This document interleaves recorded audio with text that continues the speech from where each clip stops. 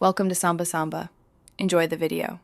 You start by confirming prerequisites: fish unlocked, level 20, and required materials in inventory.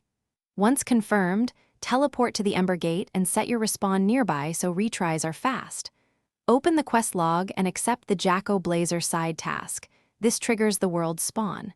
Make sure to equip speed boost gear. It shortens travel and increases encounter chances. Move immediately to the marked zone and circle the area clockwise to trigger the first spawn node. Once in the zone, patrol clockwise through the 3 spawn nodes and stay within 120 meters of each.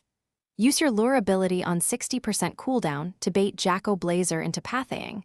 Timing matters because the spawn window is brief. Keep an eye on your minimap for a pulsing orange icon. That marks the active node. If you see it, pause movement and cast area attacks to clear ads before engaging. This sequence reduces failed spawns and prevents the boss from fleeing.